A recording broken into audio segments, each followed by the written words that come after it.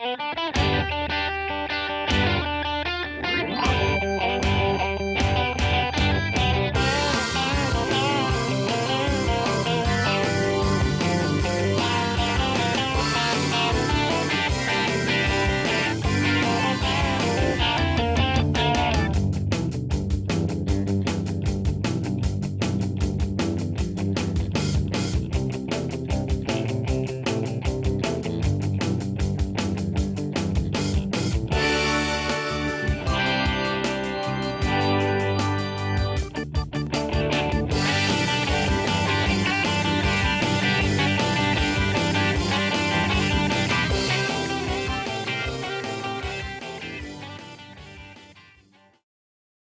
morning, everybody. You are tuned to Computers 2K now on the Nissan Communications Network. I'm Amnon, your host for the next couple of hours, along with Gal. Good morning, everyone. Good morning. I know Spence will probably not be here. He's out of town. Nick will probably join us later on. Our number is 919-518-9773, Computers 2K Voice on Skype. And today's show is made possible by vMix Software, dudeinit.com, and is sponsored by Tom Sinclair of Live Streaming Gear. Yep. So, Hello. what's new? Nothing much. It was kind of, other than what? There was something during the week that the internet broke. DNS stuff Yeah, DNS stuff. on Amazon or something like that. Yeah. Akamai. Amazon and Akamai. Yeah. But there were a bunch of sites that went down. Yeah. They couldn't be Yeah. reached because of said issue. Many websites, including banking pages, brokerages, and gaming services, have been affected by what looks like to be a major internet outage. As websites owners and companies that run services that provide the backbone of the web scramble to solve the issue. Consumers have been left unable to access services like Alibank, Fidelity, Sony's PlayStation Network, Airbnb, and more. Several airline sites also had issues. Delta, British Airways, and Southwest. At the moment, back then, it's unclear what's causing the outage, though Down Detector reports that both AWS and Akamai, a pair of content delivery networks that host much of the internet, are both experiencing issues.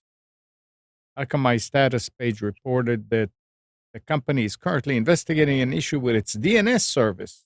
Cloudflare CEO has chimed in to say that its service isn't to blame. Right away they jump. Oh, it's not it's not our fault. I mean, these are things that happening, and will happen. There's nothing you can do about it. Unfortunately, yeah.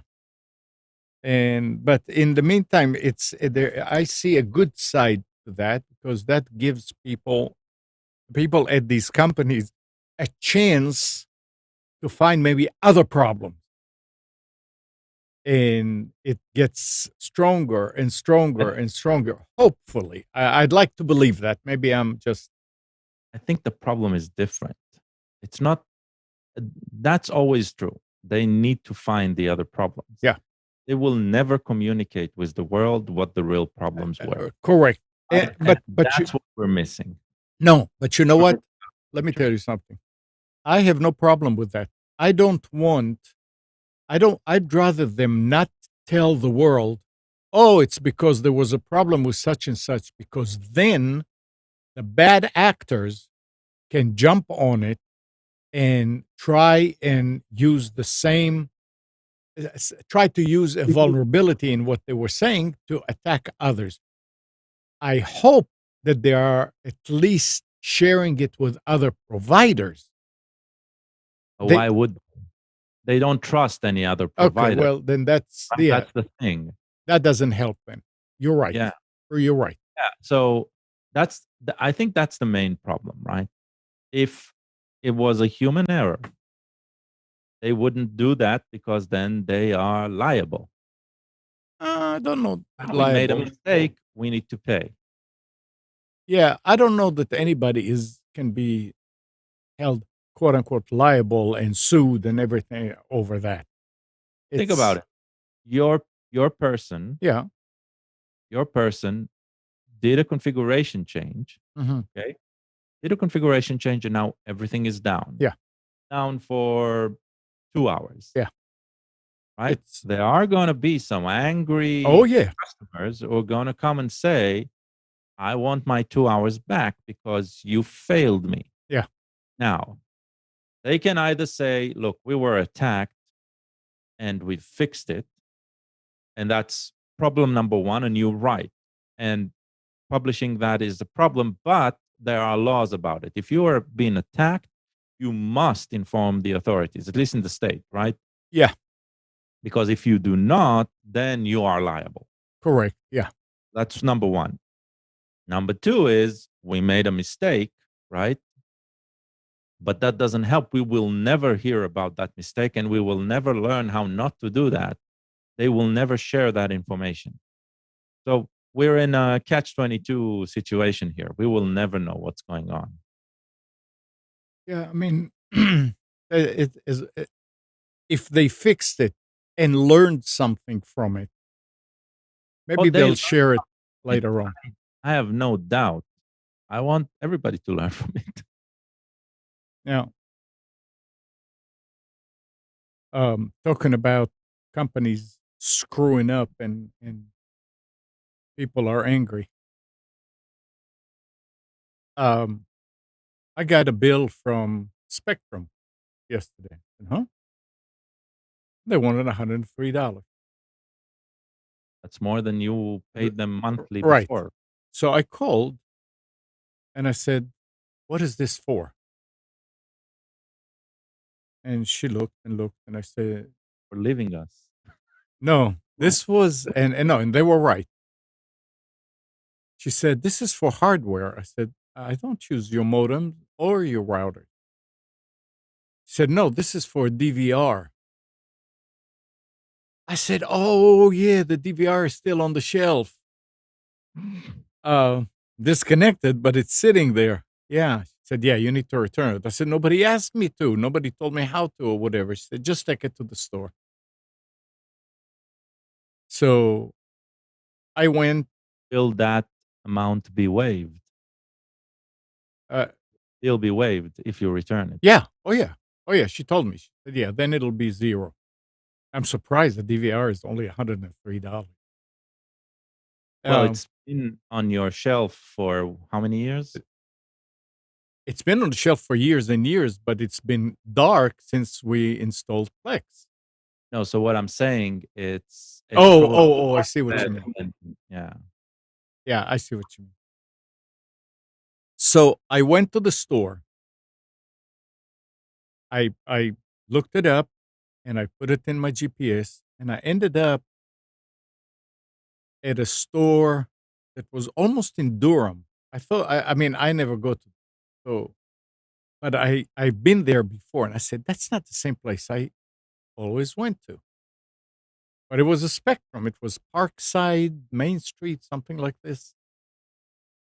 So I'm going in and all the posters and everything in that room were about mobile, Spectrum Mobile, Spectrum Mobile, Spectrum Mobile. I said, oh, I may not be at the right place. So I waited until somebody was finished. There were about maybe 6 people in there sitting down. Only one person serving. It took about 15 minutes or more for that attendant, to finish with the first customer. I mean, they're looking at phones, they're looking at plans, and da da da. So I asked him, I said, huh? Not too bad. Yeah. I don't know how long he's been there before, but let me tell you. So I went and I just said, I just want to ask a question. Am I in the right place to return this? And he said, yeah, we can do returns. I said, okay. So I waited. I sat down and waited. It took almost an hour with two people leaving. Yeah. But I'm saying to myself, Saturday is probably a busy day for consumers to come in and do things. You're Right. putting just one person in there? I mean, they had 1, 2, 3, 4, 5, 6, 7 stations for their people to take care of customers. I mean, this was really, really a strange experience. Thank God that's the last thing I would have to do with Spectrum. But it was really weird. But anyway, they took it. They gave me a receipt, and everything is fine. So we'll find out next cycle if I get a 0. They'll probably tell you it takes another cycle. Well, that's fine. I don't care as long as they don't ask me for the money. But yeah, I Don't get understand. that mortgage next week, and you know why. Yeah. So let's talk a little bit about PLEX and cord cutting and stuff. I never had a chance to get into the forum about um, the new guide that is really just bad. I found out something else. Not only that, but used to be that when you went to PLEX, you can tell it, I want you to start at the guide. I want you to start at TV shows, whatever. Okay. Now it's just sitting at the first option, whatever it is, I can't remember. Home, yeah. And you have to click back, the back button on the Roku remote in order to get the menu, and then scroll down one to live TV and DVR, and then get into it. And I went in and what? You sure you can't change the order and I make did. life? I may be able to change the order, but what I'm saying Yeah. is it's different than what it was. It allowed you before to decide which section you wanted to start at. This one had the place where to start, but it doesn't work. It keeps going to home. So, I mean, you get used to it. Of But course, you get used to abuse all the time. exactly, that's the Reality, thing. Yeah, you're right. but if there was a convenience, I'm pretty sure they don't take it away completely. They might change the way they set it up. That's why I'm asking. I like the home button because I use a lot of recorded stuff, right? I don't use Yeah, live. right. But Yeah, but luckily I have a Roku next to me, and I'm yeah, we use the live TV and DVR most of the time, or Kathy does anyway. So it was, it's just things that you find that are kind of weird.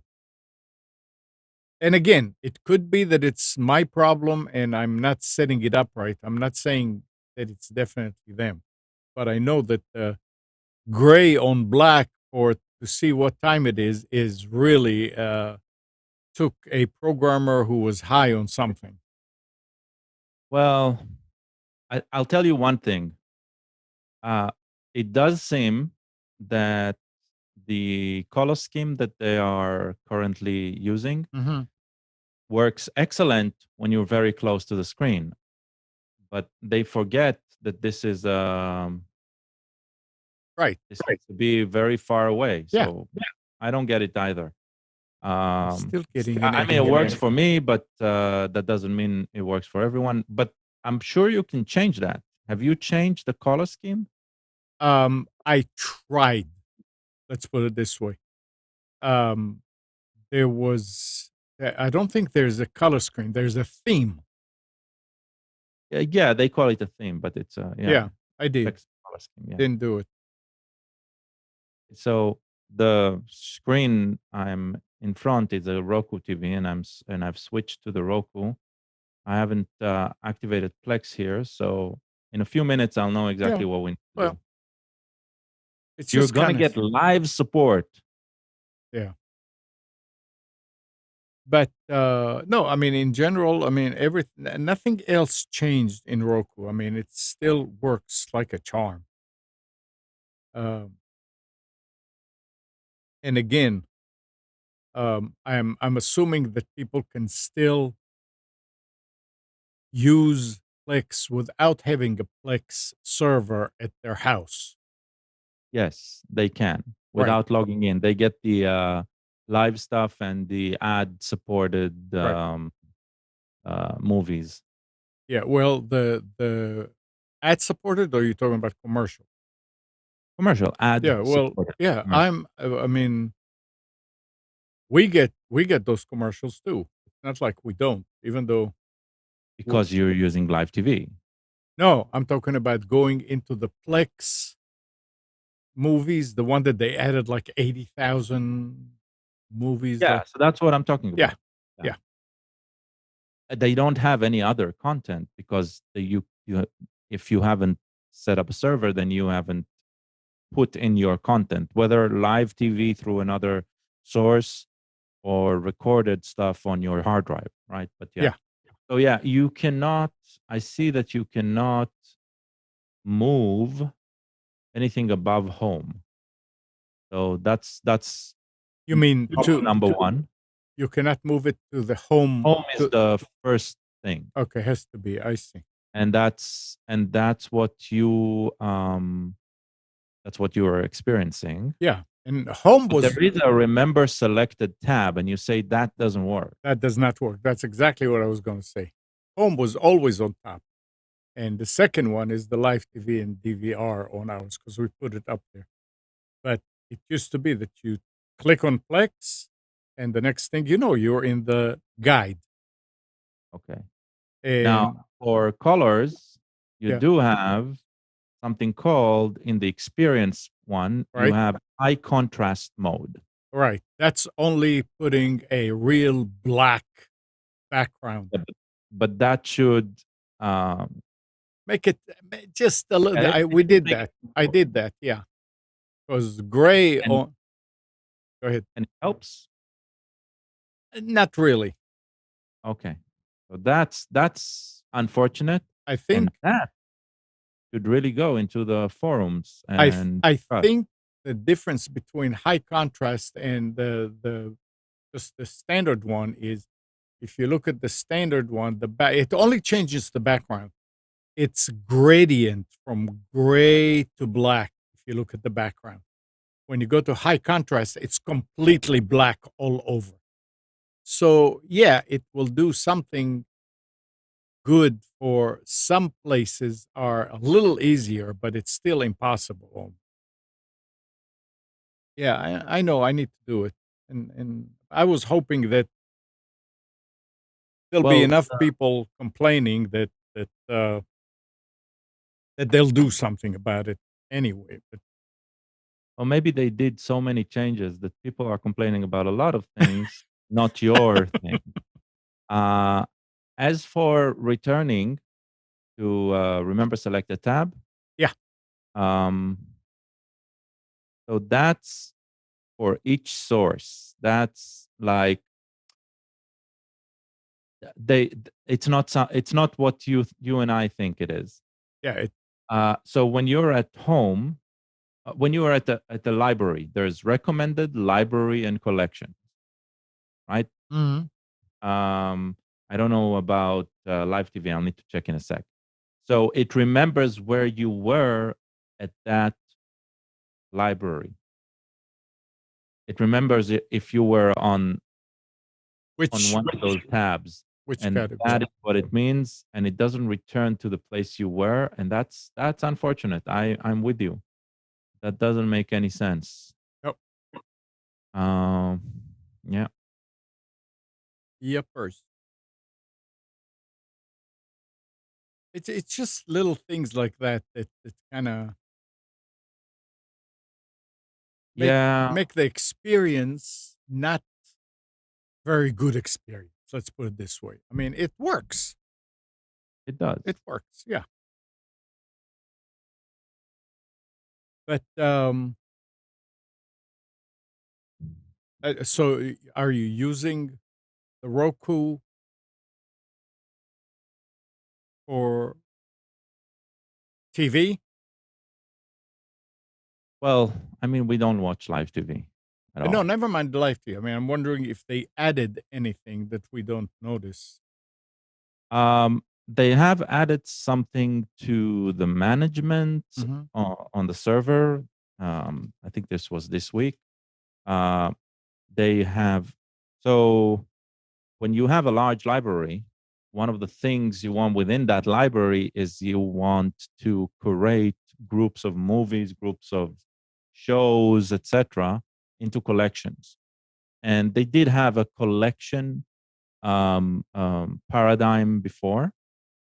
They have done some updates recently to the collection paradigm.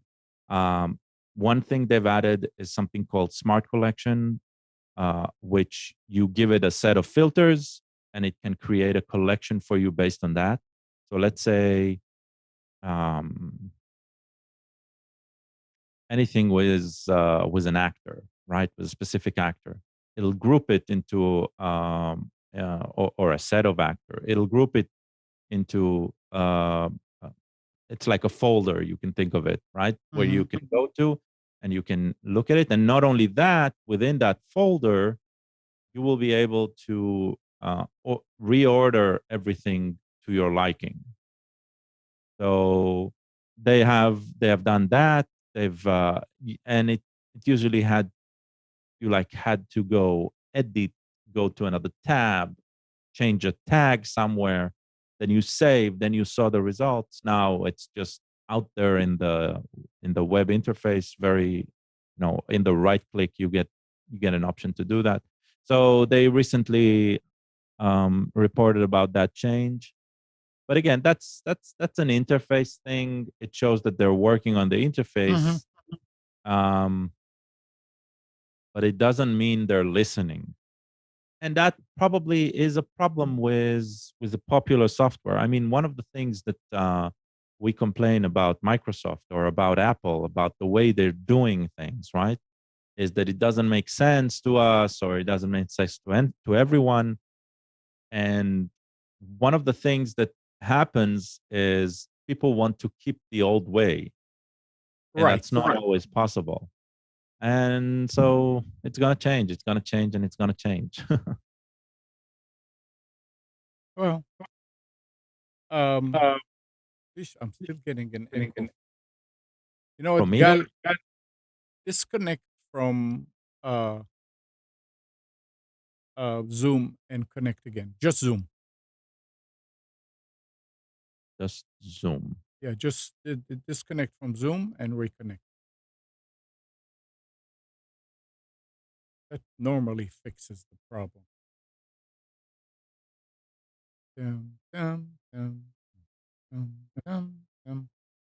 I'm back. Okay. Yeah. Check. Yeah, now it's okay.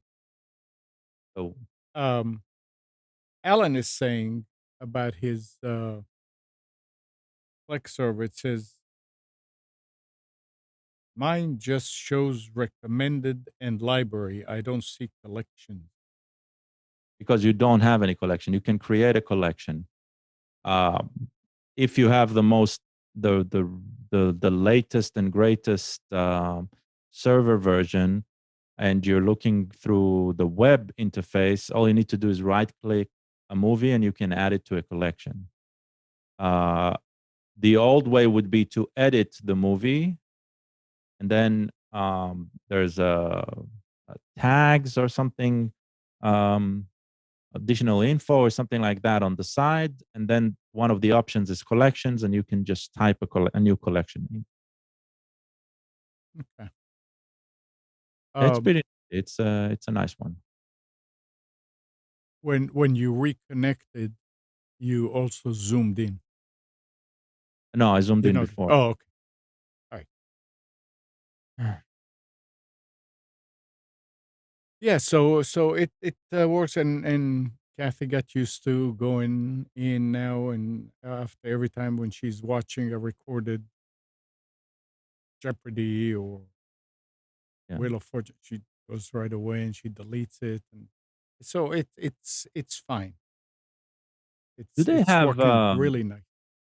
Do they have an ad skipping feature or something like that? I did not. I did away with it. Oh, Um, they put something in the processing of the file, but not live. Not something no, you. live there is no such thing.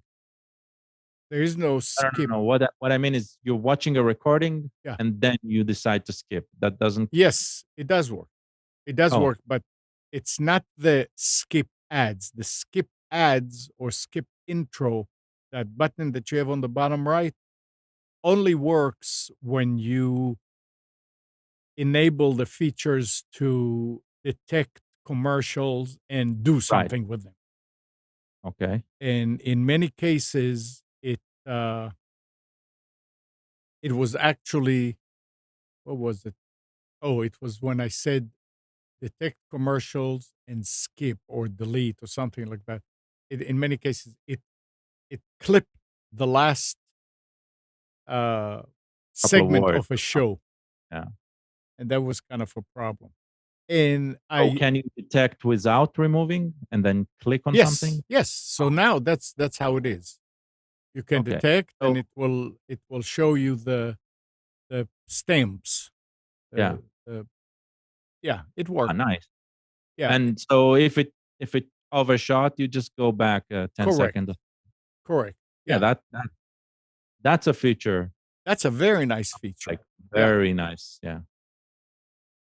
I don't think the cable DVRs do anything like that, right?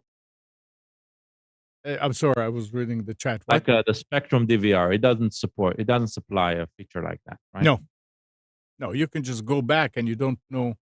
You know what? I don't remember what it had. um, I don't. I think it's just like scan is scrubbing.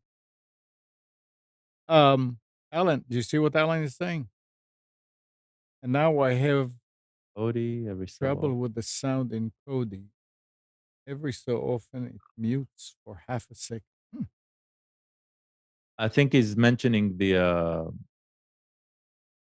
um, the ad skipping feature, but I'm not sure. Is Cody I had to add to library movie by movie? Alan, I'm not sure we understand what you're talking about.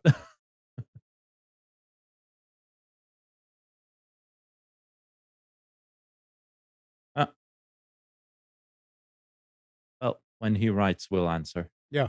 Uh, No, I mean that feature is working right, and the nice thing is, I told it to do it during normal schedule, so it doesn't really over. I mean, it used to be. Remember, I told you that after 8 o'clock, the server is really busy to the point that was right. because it finished those two shows to record those two shows, and it sees, okay, I don't have anything to record, and it starts working on that skipping. But if you leave it there, it happens later on in the middle of the night, and it's fine. Okay. Uh, So while you were watching, it was also doing doing post production. Yep. Okay. Yeah, that could be a problem.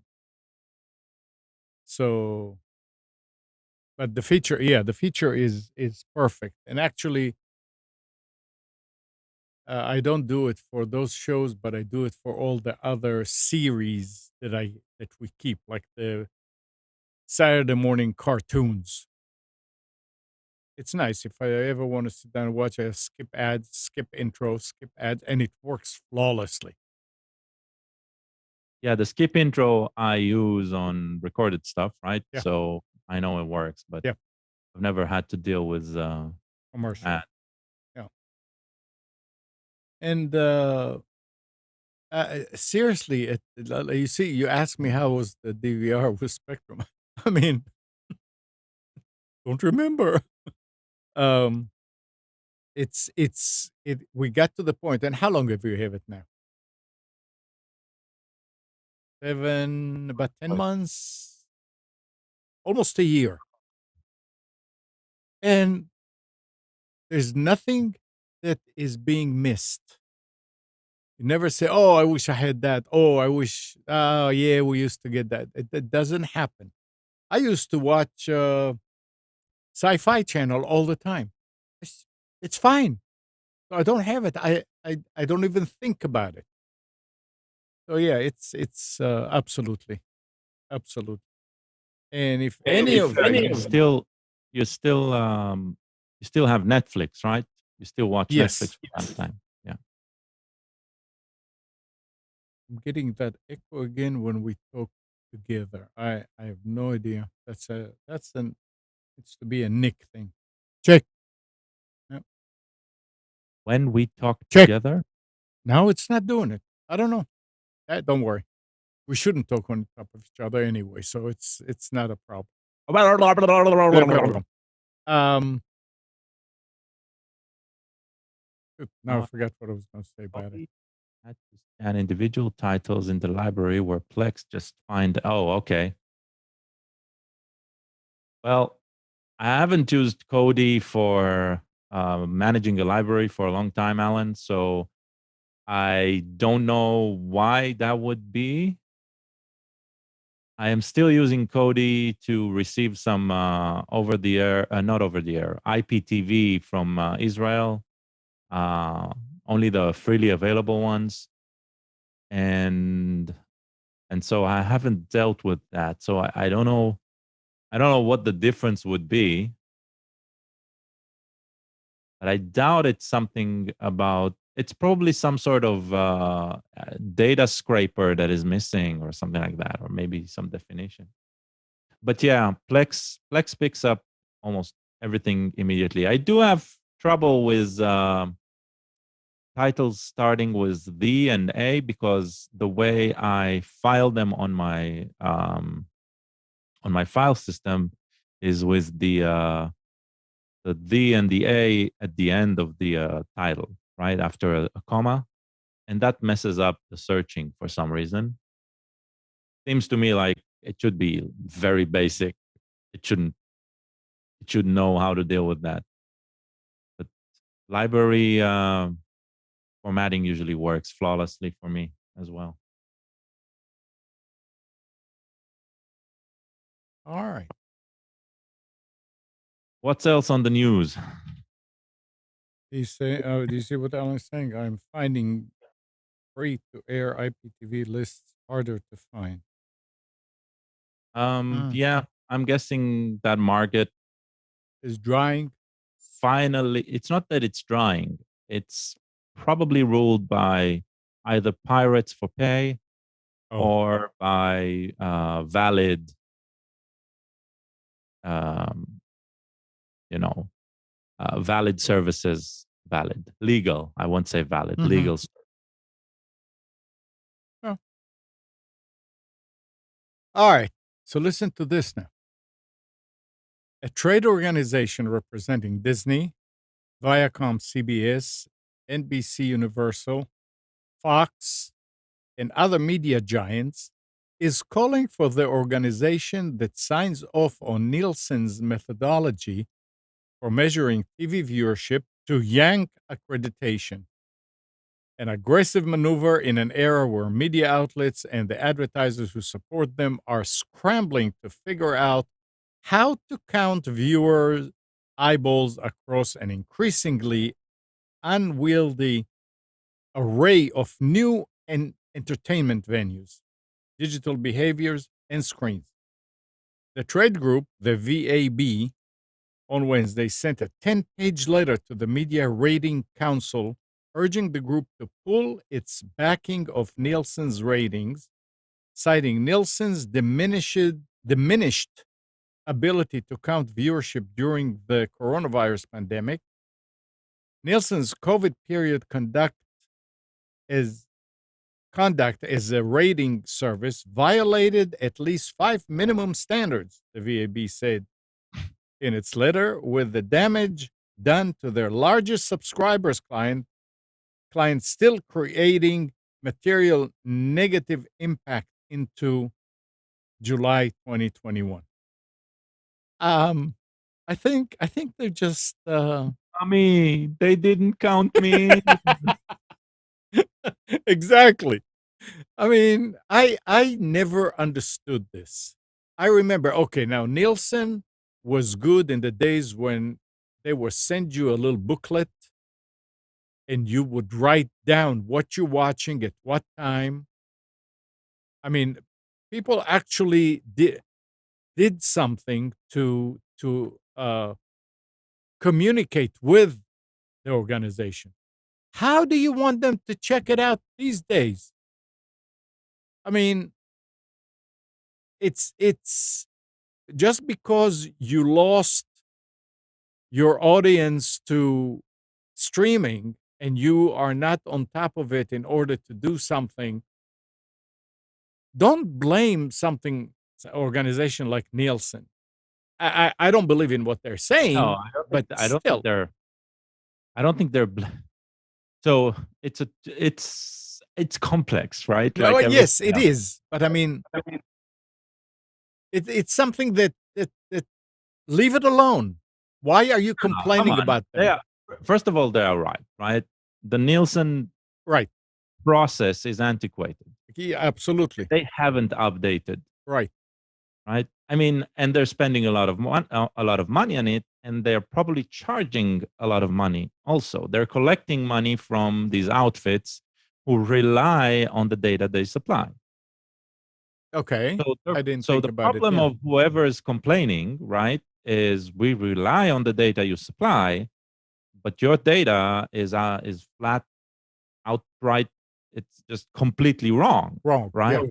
So how come you keep claiming that your data is the best? Why should I go to you and get the data from you? And not only that, is the data seems to be uh, it's like they have a monopoly on it, right? It's like There they is are no, I don't know that there is another. they're the Kelly Blue Book, right? That Yeah. everyone goes to. Yeah. So it's I get the criticism. I don't understand. So one thing I'm surprised, right, at is instead of complaining, is like shop around. Isn't there anybody else who's providing the data from Nielsen plus some additional data about what goes on in streaming? Yeah. So I don't know. Yeah, it's Let's weird. see. Let's see. Caller, are you there? Yeah, I'm on the phone. This is Gene. Hey, Gene. How you doing? All right. How are you? I got a good. I got a question. When Windows does an update, does it put a whole bunch of temporary files on your disk and don't take them off when it's finished? Now, the reason I'm asking, very possible. The reason I'm asking is my C drive is getting kind of full on my main computer, and so I'm watching stuff and taking stuff off, and so I knew how much was there, and after an update was done, a whole bunch of it, either the content was a lot more, but I lost more space. So I was just wondering, are they putting a bunch of, and if they do put junk on there, is there a way of taking it off? Well, it's not junk, Yeah. but it's junk after the fact. Yeah. So Yeah. the way to take it off is very, very easy. You just go to your start menu and you type Yeah. cleanup. You should see this cleanup. That's a system tool that they provide. And you choose the drive and it'll show you a list of stuff. And one of the things is downloaded program files. as well as temporary files and stuff like that. And you can just choose, and it'll show you how much it's going to clear. So Okay, I did that, and I didn't see temporary, installation temporary files. I saw everything else. I also run CCleaner, and that does some disk cleanup, and also malware bites. But I was just wondering if there's maybe it's just content. Maybe the update just puts more content. I mean, some of it does. I mean, the Windows folders does accumulate, but there was some. much it blows. I can't remember now, but there was something about temporary files that are just building up and building up and building up, and I don't remember where it's at. I need to see. Are you focused? So there's another tool that you can use, WinDear you don't know that tool, highly recommend it. And what it does, it scans the hard drive and creates a visual map of your areas on the file system, and you can find where those large chunks of drive, right? Where are they allocated? If they're allocated in the program files, which program files, etc. And you can go through the map and see huge files, see not necessarily huge files, but huge directories clumped together, and it shows it in a very, very easy to navigate visual way, helping you detect wasted space, basically. So WinDear Stat, one word. It's an open source tool. I'll see if I can find the URL quickly. Yeah, windearstat.net. And okay, can you post that? yeah, I'll put it in the. Yeah. So right. download the. They have a Microsoft Windows version, and you can run it. It's very, very easy to understand where your storage is going. Cool. Okay, I'll do that. Thanks a lot, guys. Sure. Take care, Gene. Bye-bye.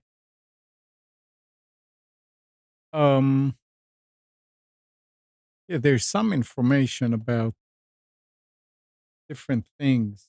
They said there's file system corruption that can do it, that virus attacks, Windows restore points, if you have a bunch of them, hibernation mode. Yeah, in hibernation, you actually kind of write a huge file. But Yeah, if you hibernation is something you want. I don't use it. I don't hibernate No, anything. I on mean, a laptop, for example, yeah, you'll probably well, want to use hibernation if you don't want to use standby. yeah. So yeah, if you have 16 gigabytes of RAM, you will have a 16 gigabyte file. Right. Right.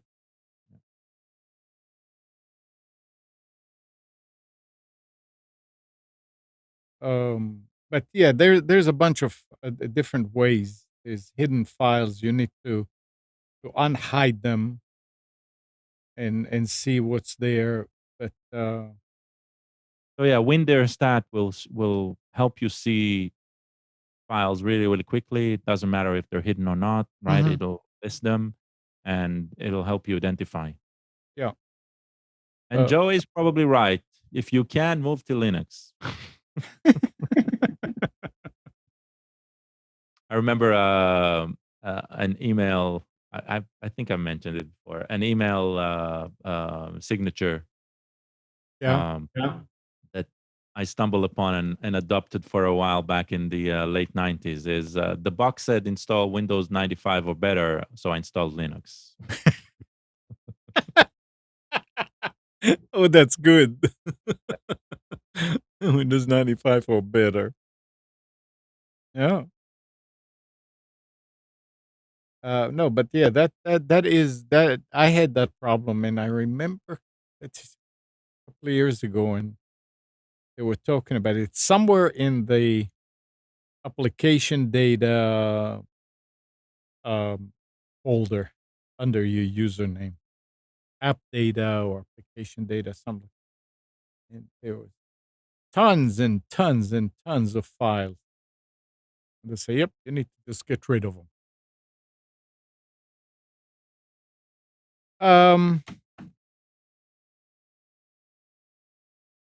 All right. So we talked about Nielson.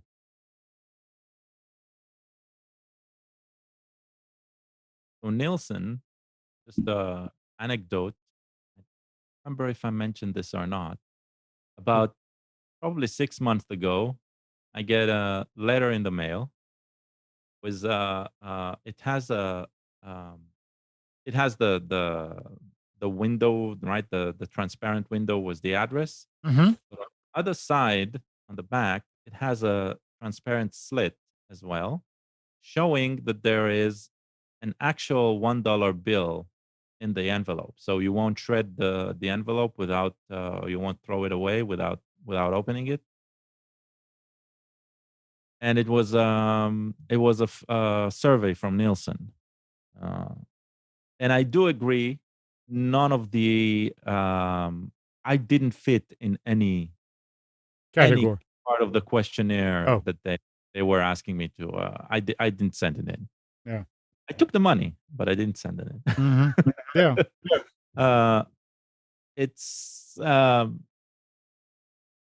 it is a weird, a very strange method of catching attention, and I find it extremely coming from a very I wouldn't say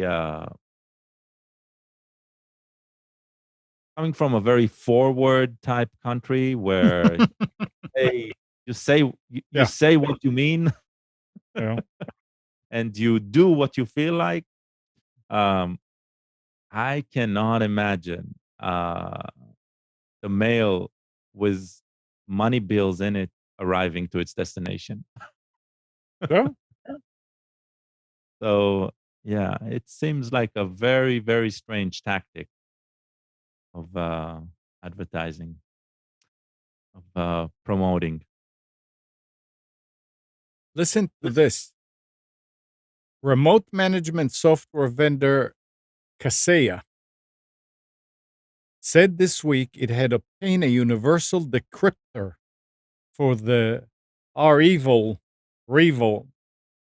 ransomware and is now in the process of helping customers recover their encrypted data following a major ransomware attack that targeted its on-premises VSA servers on July 2nd.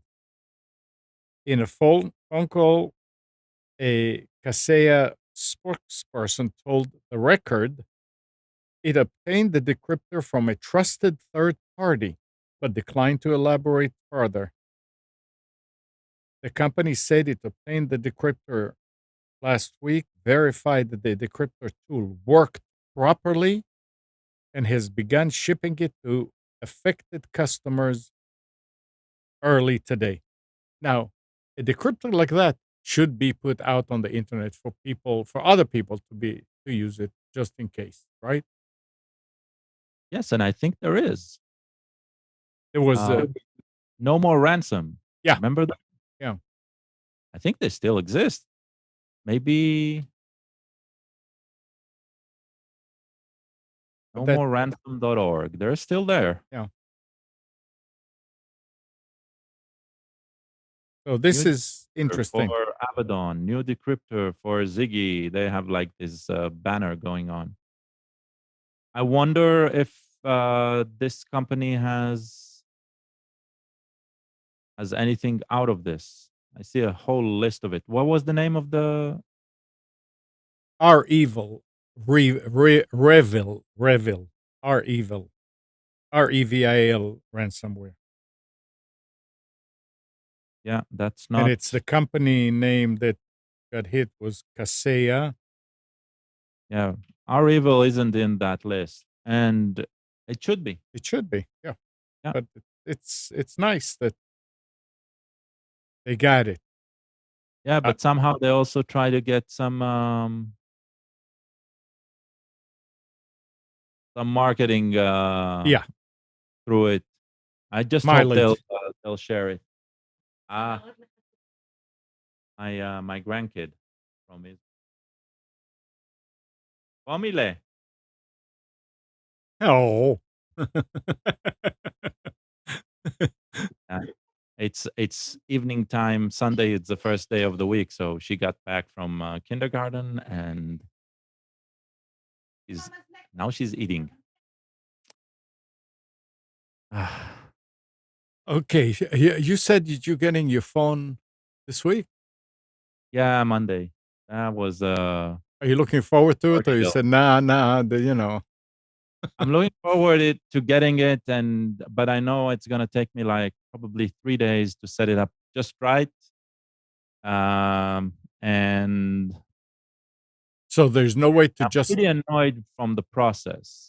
So I know I'm going to look for another insurance and other coverage option next time I'm going to buy a phone and not go with the one supplied by them. So you are not going to be able to just restore?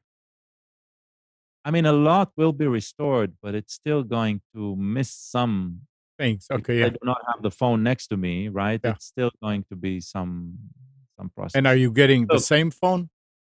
Yeah, I'm getting the same phone. Okay. If I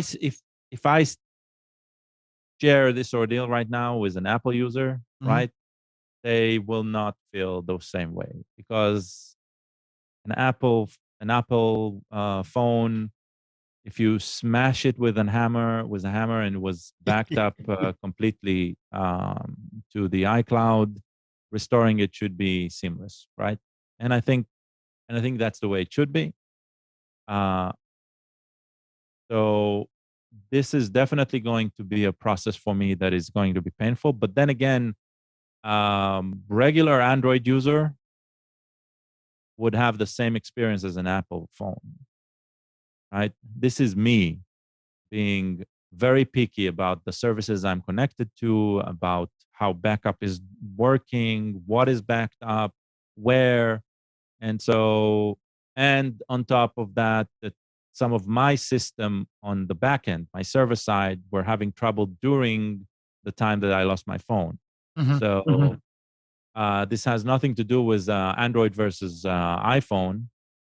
It's just whatever I have on the back end would never work with an iPhone the way I want. And so this is not about not having an iPhone versus having an Android. So that difference, whatever it's going to be, it's going to deal with it. It's not a problem. But it is going to be a pain to restore. A lot painful than having, the old phone next to me and for reference, which usually takes me, I don't know, 3 hours if I have the phone next to me. This time it's going to take longer because it's going to take a lot of more tweaking and stuff and focusing on what I really need at first. It'll be But fine. I can say living without the phone for 2 weeks, not too bad. I think the only people who are really annoyed are you and Sarid that couldn't reach me promptly. But yeah, as long as I'm next to the computer and Signal is on, this is one thing I did like about Signal. It continued working without the phone, something WhatsApp That's requires. interesting. Yeah. But now I'm starting to think maybe I should have gone with Telegram, just because with Telegram I can log in regardless, right? Whether I have a phone or not. With Signal, I cannot log in again on another desktop Mhm. without a phone. So yeah, it's been an experience. Everything about my identity online is connected to a Google Voice number.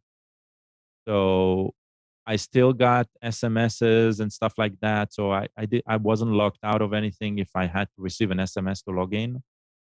Um, I um, I don't use my T-Mobile number for anything other than logging into T-Mobile, and that is a username password thing that was already set up. So I didn't feel very disconnected. It was just there was a lot of delay because I used my computer for everything. That's it. Good, good. I was, you were talking about iPhone and Android. I was reading a story last week that the App Store asked this guy to uh, change his app or risk being thrown out. Oh, that's interesting. Let me read. Okay, what the app was? Yeah, I don't remember the name of it. Is it IDOS? IDOS, maybe. If it was IDOS, IDOS. Yeah. And they said it's still available right now. But and it's amazing. I mean, I said, wow, if I have an iPhone or it's a DOS emulator that you can run all the old games, PC games Yeah. on. And the reason they told him that is because first he was using some executable file to bring some stuff into it. And that was against their rules. Now, when they told him to take it out, he did, and he created links to get it in there or something like that. And they said, no, you can't do that either. You have to take it out. And he said, well, without that, I mean, the app is worthless. And it's interesting, though. I never thought, to run, and you could install Windows 3.1 on an iOS device, which is it's somebody took the time to do that. You can do it on an Android as well. On a what? On an Android. Yeah. So it's based on the I don't know if it's based on the 4DOS, but there's an open source DOS emulation, and I do know that it has an Android solution. Hmm. I'm trying to understand what is special about iDOS that they wanted to take down. It's because we found that your app is not compatible with the App Store review guidelines. Yeah. Specifically, we found your app in violation of the following. During review, your app installed or launched executable code, which is not permitted on the App Store. Because it runs other applications. Yeah, but it's been there for years. Yeah. So I don't know if somebody complained. Hey, look, I don't know, but it was just interesting. I mean, the fact that you can run DOS stuff on an Apple. Wow. Yeah. So that's what? For 4 years, he didn't update it, and on September 2020, he did update something. Yeah. And since then, probably they went into a review cycle or whatever. Yeah. Yeah. And it has been available since 2010. Yeah. So since the beginning, pretty much 3 years after they launched the App Store. So they did say that it's still available, and so if anybody wants it, to go get it now. And I'm assuming that if you got it installed on your don't assume. Don't you remember even Android had the ability of yanking applications that were installed through the App Store? Oh. Removing it. So I think App Store, Apple App Store also has that. I don't remember reading about it, but I do recall that that's a possibility. Yes. And talking about Android and Apple's, activations of iOS and Android devices are now evenly split in the United States, with little sign of movement toward either platform dominating over the past 2 years. Good. According to data sourced by Consumer Research Intelligence Partners, CIRP estimates that iOS and Android each had 50% of new smartphone activations in the year ending this quarter. iOS share of new smartphone activations climbed from 2017 to 2020, but has now remained at its peak level for a second consecutive year. CIRP partner and co-founder Josh Lowitz said that the finding is significant because for several years, Android smartphones had a significant edge, with over 60% of customers opting for an Android phone in most quarters. In the past couple of years, though, iOS has closed the gap and now split the market with Android. Maybe it'll go over. So here's how I'm reading this. Okay.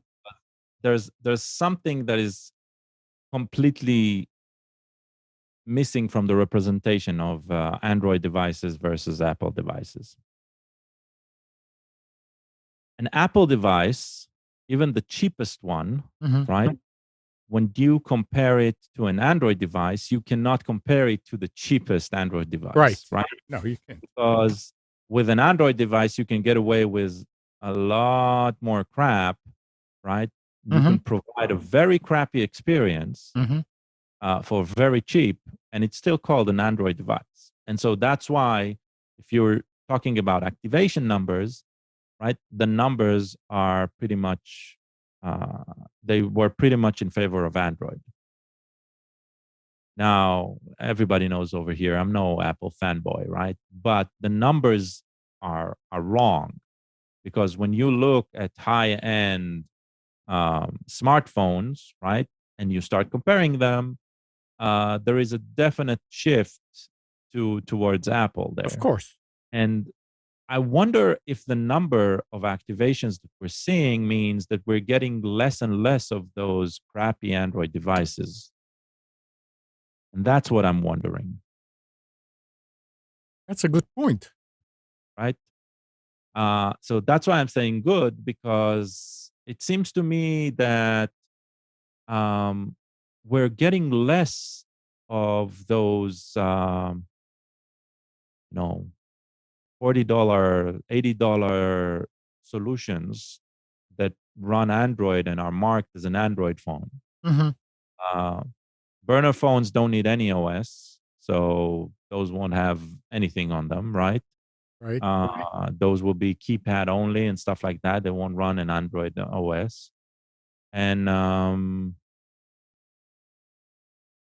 so I really hope that that's what the numbers are representing, because I never believed that there were more good Android devices than Apple devices, right? Right. Most people have the cheaper one. Yeah. So there's a lot going on. The fact that I am willing to pay, I don't know, for $400, $500 for an Android phone, right? And I'm not willing to pay the Samsung fee, which is exactly like an Apple in my mind. So yeah, that's an interesting shift. I wish the numbers were clearer about what's being measured within the Android. I think you're right. It has to be. Because the Apples are more expensive phones, and you can. I don't believe They have a cheaper line as well, right? But even the cheaper line is still in par to the $400, $500 market in the Android market. So yeah. All right. Here's something else that's interesting and important for people to know. If you're planning to install Windows 11, you should make sure you download it from an official source. This is because people who are using pirated or fake methods to get Windows 11 are also downloading malware along with it, according to Kaspersky. The particular file reference is called 86307 underscore Windows 11 build 21996.1 x64 plus activator.exe. While it sounds like it includes Windows 11 build 21996.1 and an installer that will automatically activate Windows for you, there are some red flags. First, it's only 1.75, 1.25 gigabytes. So while people who want to install Windows 11 might think that's a large file that could be Windows, a real Windows 11 ISO is about 4.87 gigabytes. The 1.75 gigabyte file looks legitimate, but most of this space consists of one DLL file that contains a lot of useless information, explains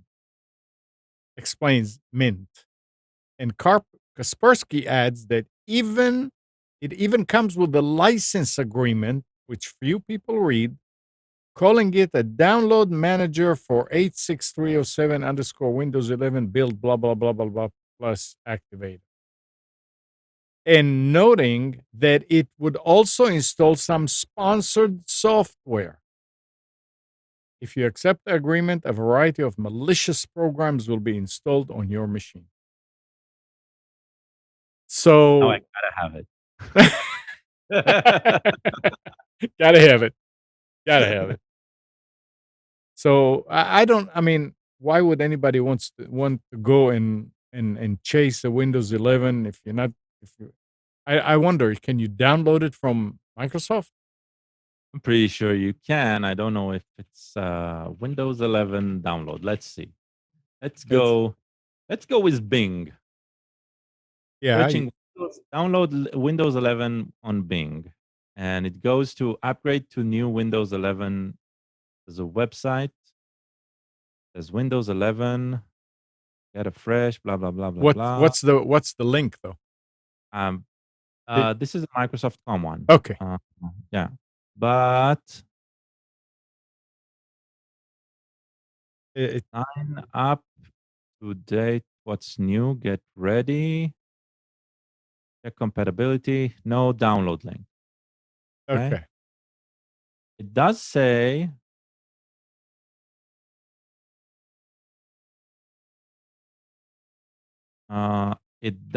buy shop for Windows 11 compatible PCs. Compatible. Yeah, because it's not out yet. Okay. Okay. So let's look. Let's search Windows 11 preview.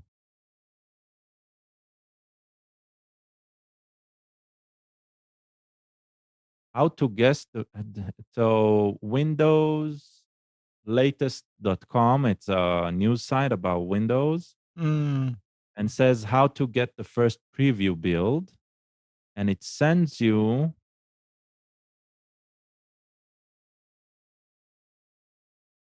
sign up for Windows Insider. So you just need to sign up for the Windows Insider program, which as far as I remember is free. And you can download. Okay, so but I mean, you could get onto those some fake sites and definitely, for sure. But the first results are legit. I'm guessing that 1.1 gigabyte file that Kaspersky is talking about it is probably easy to find on whatchamacallit, on torrent files, torrent sites. Yeah. Right? And it's probably being propagated there. But knowing the way torrent sites work, most of them, there's a very these malicious files are quickly also marked as malicious within them, and they're taking down. Nobody wants to propagate viruses, not even pirate content sites. So it'll be interesting. I can search later, and I have like a torrent aggregator that I use. I can check. Let's that. see if it's out there. Yeah.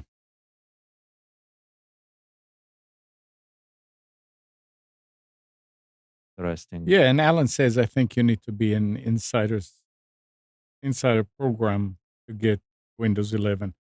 Makes sense. Yeah, but a lot of people will try and say, "Oh, let's see if I can get it somewhere else." I want to download it. Wham. Just wait; it's going to come automatically. Yeah, that's true. And it's going to be with a lot less bugs when it comes automatically. Hopefully. No, definitely a lot less bugs. Maybe different bugs. Oh, okay, yeah, that's true. Yeah. Okay, now this here is interesting. A notification pops up on your phone. Click here for hot XXX action. It's Google Drive again. Someone shared a document containing that title, and now your phone is begging you to look at it. Even if you ban Google Drive from generating phone notifications, you'll still get emails. If you block the emails, you'll have to see the spam when you click on the shared section of Google Drive. The problem is that Drive document sharing was built with no spam management tool. Anyone who gets a hold of your email is considered to be an important sharer of valid documents, and there has been nothing you can do about it until now. So that's interesting. So if you have my email address, you can share, and that document will appear on my Google Drive. I never knew that. Google officially acknowledged the problem back in 2019, and the company said it was making spam controls a priority. Now, more than 2 years later, Google is finally rolling out the most basic of spam tools to Google Drive sharing. You can block individual email addresses. The company announced this feature in May, but the tool is rolling out to users over the next 15 days. Soon, once the spam arrives in your Google Drive, you'll be able to click the menu button next to the item and choose Block User. Drive sharing works just like email spam. Anyone can share a Drive file with you if they know your address. So just like they can send you an email, they can share a file. Documents that have been shared with you still automatically show up in your Drive collection without your consent. There's no way to turn off sharing, to limit sharing, to approve users, or to limit it to existing contact. It's a free for all. Did you know that you can just share any file with anybody that has a Google Drive if you know their email address? Who does this? What do you mean? Who does this? You and me are working on a file together. I'm going to share it with you. I should be giving you access to my Google Drive. Hold on. You're not giving me access to the Google Drive. If you want to share with me a file, you are sending me either a link, right? Or you're allowing Google Drive to send an email with the link to me. So how By come? the way, I don't even need to have a Google account for that. Once I get the email, I will need to identify myself. I will need to log in either with the same email as the account name, or if I log in with another account, then you will get from me, after I prove it, a request to access. So I don't get the problem. I don't see, What I mean, look what they say. Documents that have been shared with you right? still automatically show up in your Drive collection without your consent. No, it doesn't show up in your Drive collection. It shows out in a section of your Drive application called shared with you. It does not take space from you. It is an entry that says somebody has shared this with me and I have access. It just shows me what I have access to. It's on the other the other person's Drive. Okay.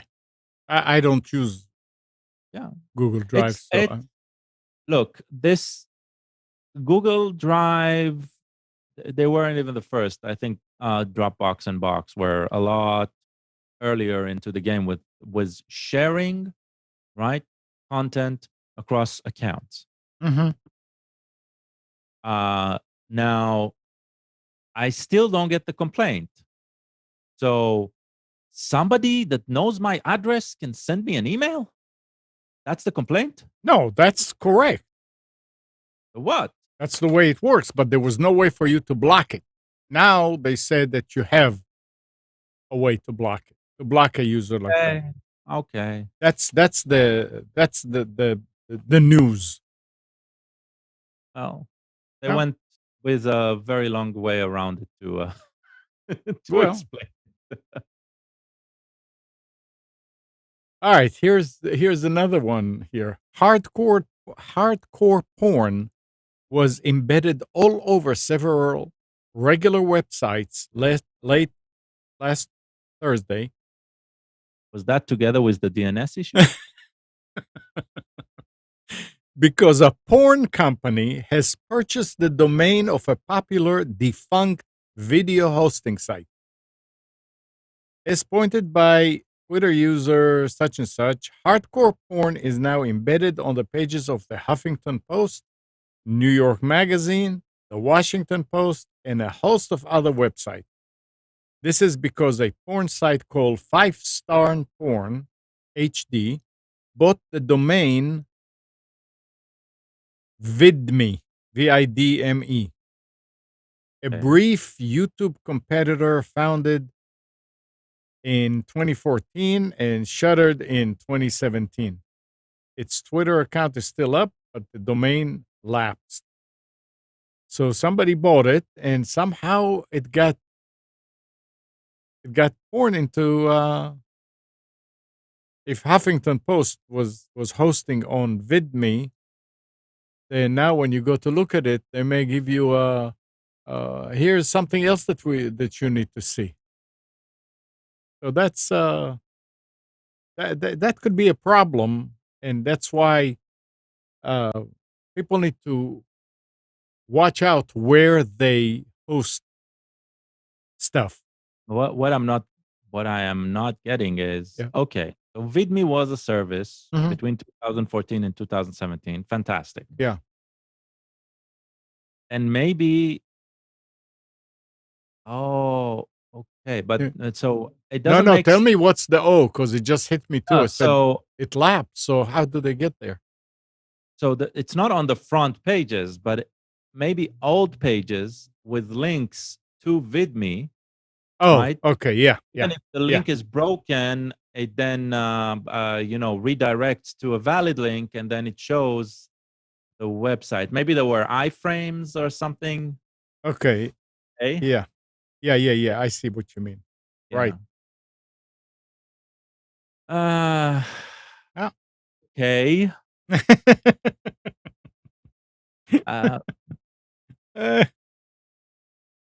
So basically, what you're saying now, if I want to go see porn, I need to go VidMe. You apparently it's somebody bought it and you can go. I don't know what you get when you get there. They said that the domain lapsed. Take this, guys. VidMe.com says goodbye for now. Well, So they didn't change whatever is on the front page. Interesting. Interesting. Yeah.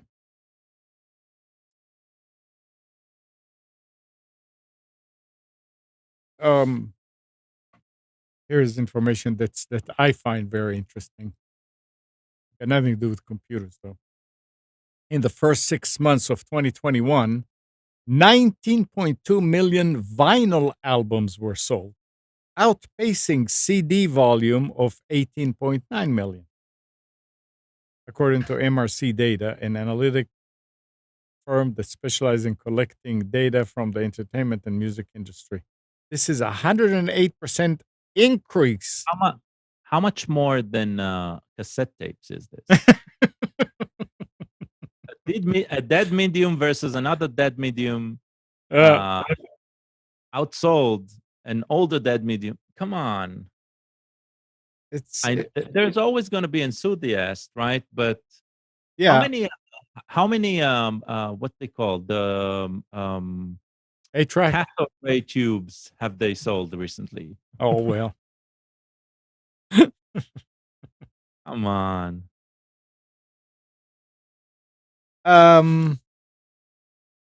Okay. So here's what Firefox is doing now. A post on Mozilla's security blog calls FTP, by now one of the oldest protocols still in use, and it's suffering from a number of serious security issues. The biggest security risk is that FTP transfers data in clear text, allowing attackers to steal, spoof, or even modify the data transmitted.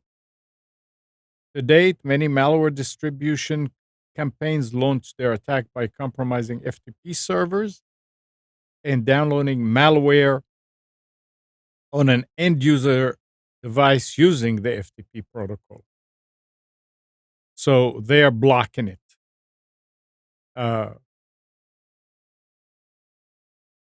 Mozilla is blocking it.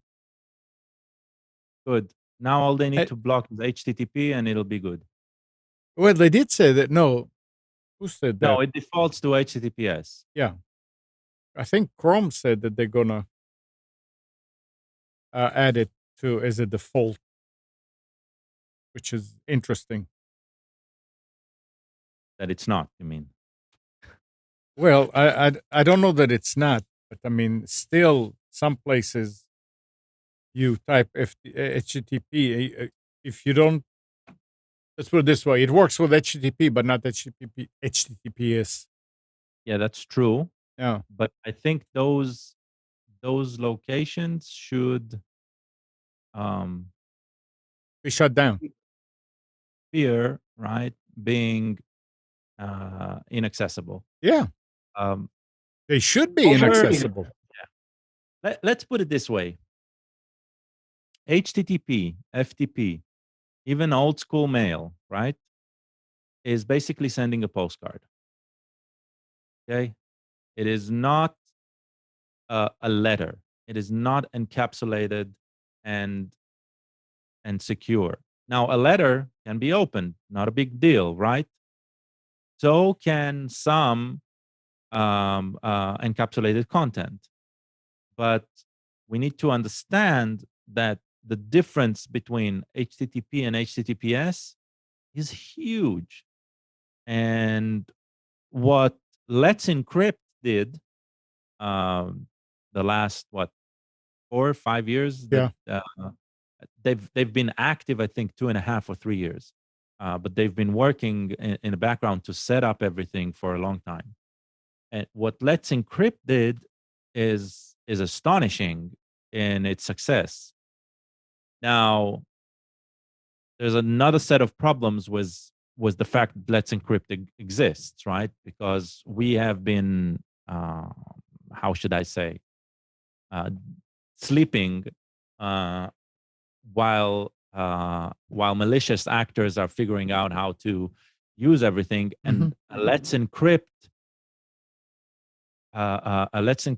certificate isn't the same as a secure certificate from a valid root CA, right?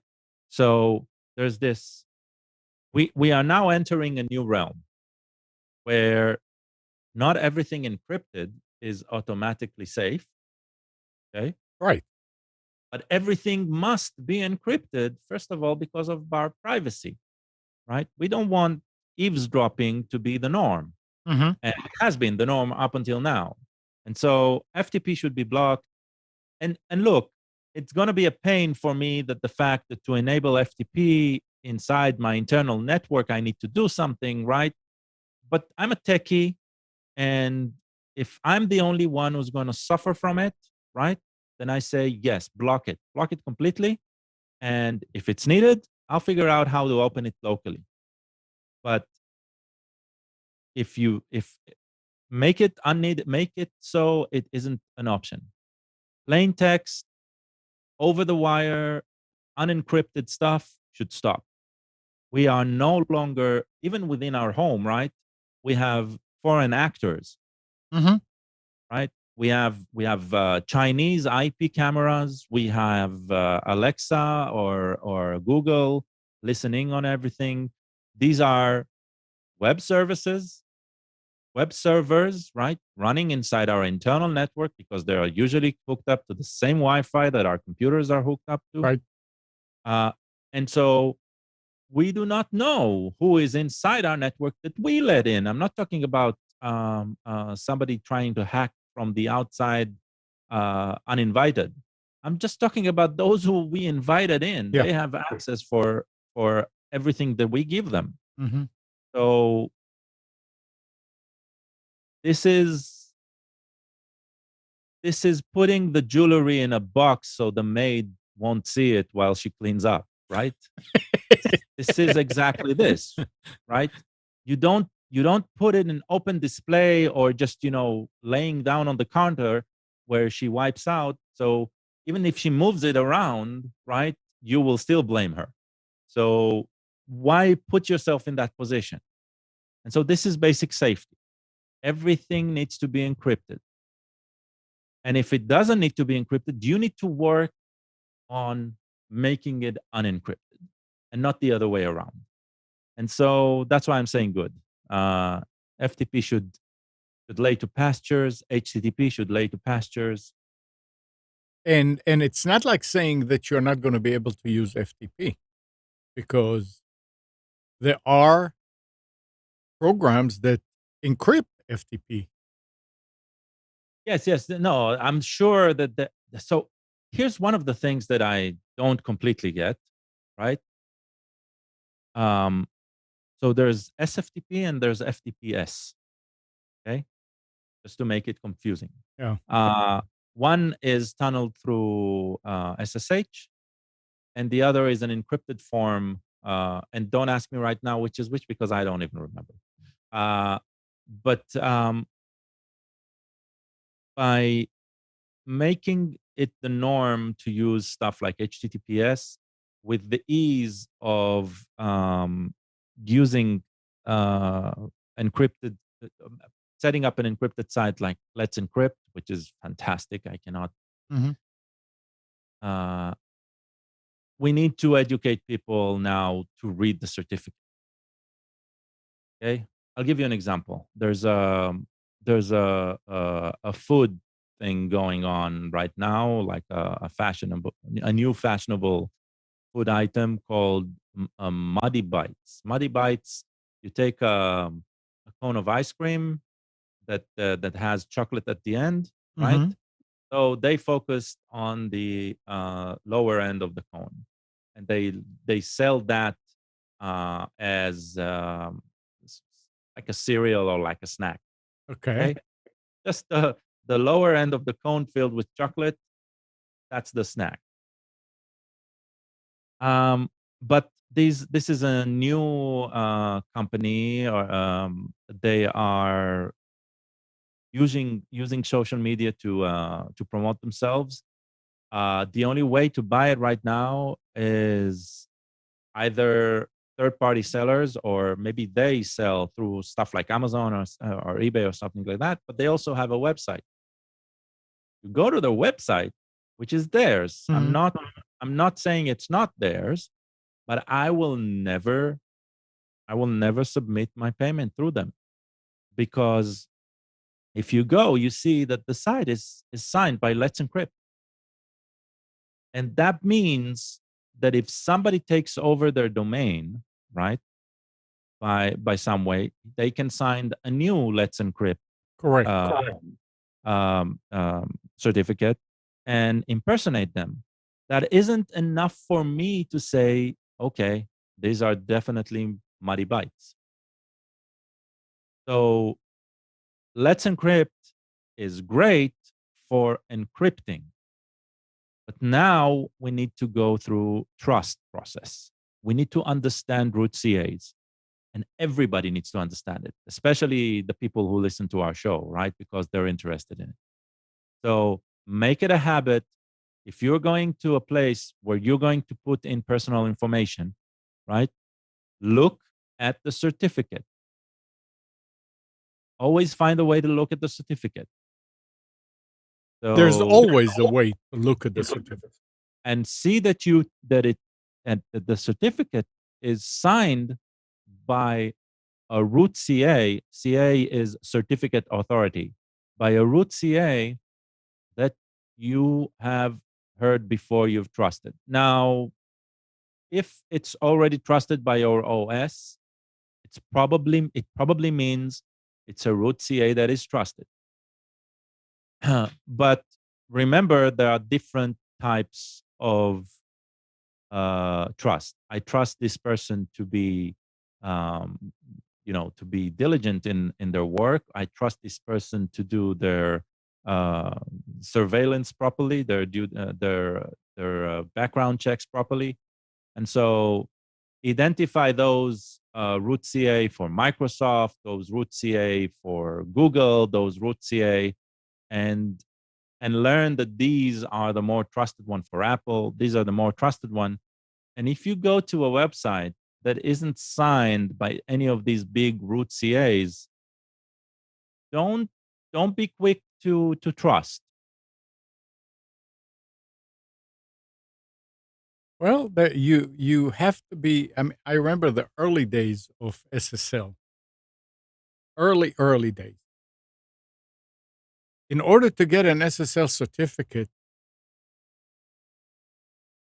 for a customer,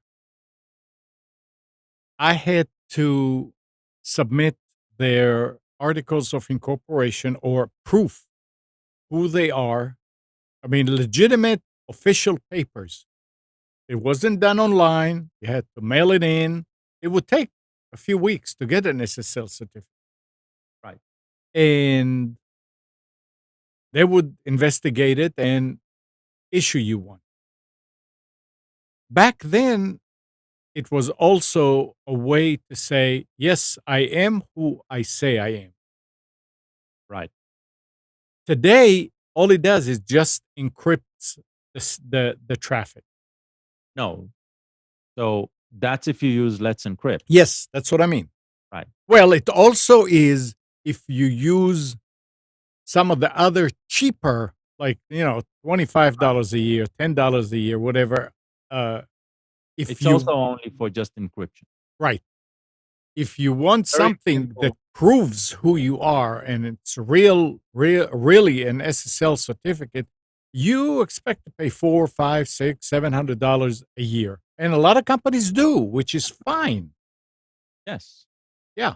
That's the way it should be for Right. the companies who make money online. Right. Definitely. It's a must. If you are going and you want to download something, if you are going and you want to put in your personal information, you want to be able to do it from a location you trust. Mm-hmm. So especially if there's an exchange going on, whether of information or of money, right? You want to make sure you're doing it with a trusted party. Right. Right. You need a third-party certificate authority that you trust. In the past, we would trust the OS-supplied certificate authorities blindly. And so while it's a good thing that we have something like Let's Encrypt, we can no longer trust them blindly. Right. It No, you needs to can be understood. you can trust them only for encrypting the data, but you don't know that you are that the information is going to the right person. The way that I explain, you go to buy a ticket for a movie, and you come to the stand there, and the person is behind the glass inside the theater. They are inside the theater, and you give them the money. You know you're giving it to somebody who is inside. I mean, somebody who's probably working.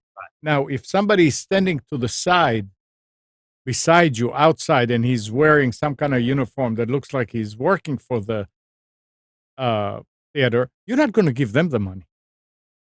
Or you shouldn't. You should give it to the person who looks like, hey, I'm an official. I'm working here. I'm in the booth, and that's my job. And it's kind of something like that. I mean, you can still talk in English with the person behind the glass or to the person to the right of you, which is the encryption. You talk and they understand you. But you don't know if you're giving it. I mean, that guy will take the money and run, and you have no tickets. Right. Yeah. Correct.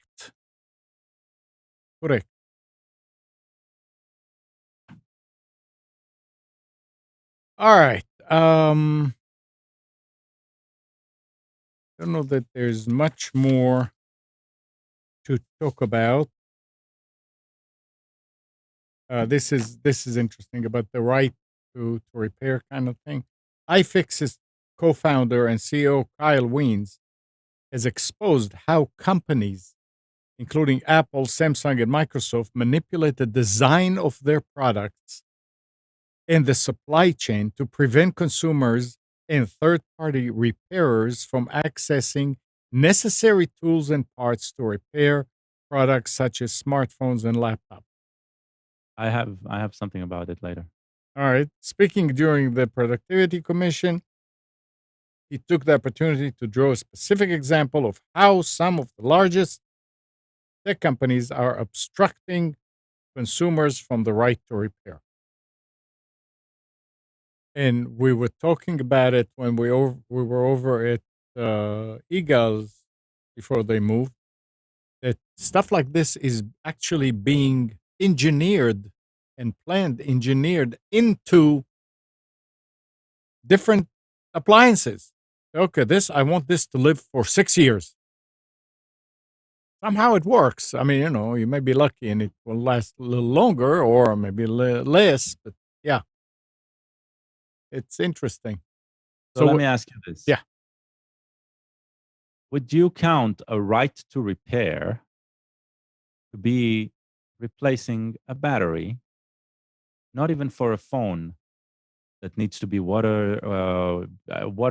and all that, right? But for a laptop? Sure. Anything. Have you ever tried replacing a battery in an iPad, in an Air, what's it called? iMac Air? No, I never. The only ones that I would replace will be the ones that you can actually snap out and snap in. But I know the other ones are, oh boy, forget it. So try to replace a battery on an Apple iMac, or Air. on iMac Air, or on a Surface. Probably. I mean, Surface. They sell battery, not Microsoft, right? But there are third parties that sell. They sell complete kits. The reason I know of this is because, like accidentally, completely by coincidence, I came over to a friend over here in the neighborhood, and he was just at the process of replacing. He got his kit in the mail for replacing the battery, and he asked me for some help, and I sat down, and it took probably 45 minutes to an hour to do that, and that was the short version because we got way through. Why was it the short version? Because first of all, there are a few screws that you can open the back panel. Those still exist, luckily. We opened the screws, and then you get the whole battery is like a pack of small cells, and they're glued to the chassis. The kit comes with special tools, special screwdrivers with an adhesive, chemical adhesive remover, solvent, yeah, solvent, exactly, with gloves and eye protectors, and what else was there? And of course, a battery pack, right? And the battery pack needs to come with some tooling around it to hold it in place and everything, because what you're going to replace. And the instructions, God bless them, were perfect, right? nice. The instructions have like 50 steps in them. And there's also a video that you can follow online, right? Made perfectly. The third party company here that sells the kit did fantastic job. But I'm opening it and I'm looking at it and I'm thinking, Apple, what did you think, right? And the reason I'm really mad about Apple is they made it okay for stuff like this to exist, because people buy their products in droves, right? They pay the extra premium to buy an Apple product. They advertise they buy an Apple product because it's also part status. Sure. And right, there's this whole religious like experience of buying an Apple, and it is always what like ears me most is Apple doesn't care for you as a consumer for what you want to do with the product. It's only if they allow it. I mean, the iDOS is a great example, right? It's only if they allow it, you will get it. And here, right, replacing a battery is only our way. Maybe if you'll go to an Apple store and you'll they'll do it in their labs and they'll charge their fees to do it. Only their people will be able to do something as simple as replacing a battery, right? And yeah, so the right to repair sounds like it's gonna become unnecessary. And there is one thing I am fearing, one huge thing I'm fearing about right to repair. That and I think it'll pass. I think there'll be a day when right to repair will be set in the law. The problem is it's going to be the bare minimum that companies are going to address to adhere to. They're going to, so the right to repair will say stuff like every customer should be able to replace, I don't know, battery, okay, for example, for speaking.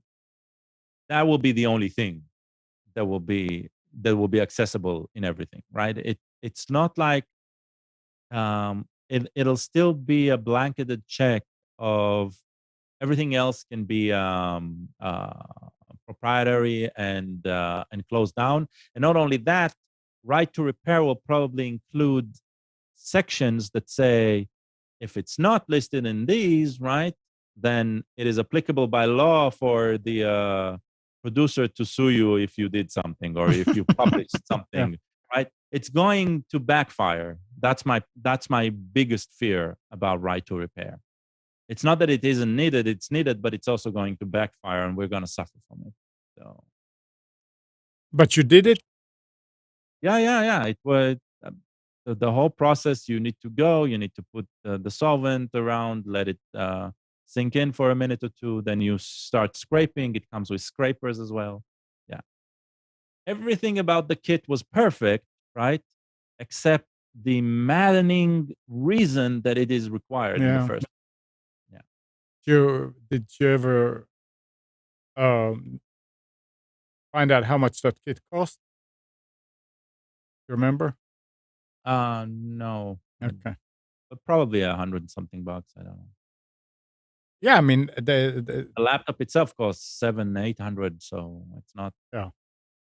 The phone that I have now, it doesn't have a replaceable battery. I mean, Yeah, they're getting more and more you like have that. to open it, and it's just like the old iPods. Same thing. Yeah, Yeah, they the heat seal that they use still it doesn't mean you do not have access, but even after you open the heat seal, right, um, you're still going to need like special access to other things within it. It yeah, doesn't make any sense. yeah, I understand thing needs to be small. There's still a place for a screw or something to allow you to take it out. right. So yeah. Agreed. All right. Well, it's that time of day again.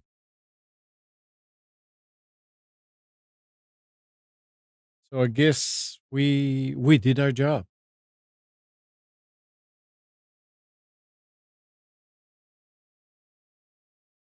Yeah. All right. Anything else you wanted to add? Nope. Nope. That's it. All right, everybody. Thanks again, Gal, for showing up. Good morning, Kathy, Hannah, Nabil, Mac, Norm, Katie, and Donna, Dina, Arlet, and Micha, Eleanor, Sarid. Thanks, everybody, for tuning to Computers 2K Now. We hope you enjoyed and maybe learned something from our time together. Remember to practice safe computing. Back up your hard drive and update your virus scanner. We'll be back here next Sunday at 9, but you can always reach us at computers2know.com. Nick, I want to remind you, is doing his Monday through Friday, 6 till 9 a.m. show on WAAV in Wilmington, 980 The Wave. And on Tuesday evening, Nick and Brian at 7 p.m. do the Infection Podcast on Twitch, which is geared toward gamers. We'll see you next week.